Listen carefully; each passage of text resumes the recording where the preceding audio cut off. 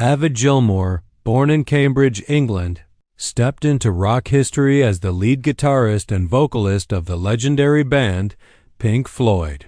In 1968, Gilmour joined Pink Floyd just before the departure of the band's founder, Syd Barrett, thus marking a pivotal shift in their musical style. His haunting guitar work became a defining element on iconic albums like Dark Side of the Moon and The Wall. Outside of Pink Floyd, Gilmour pursued a successful solo career and became a passionate advocate for humanitarian causes.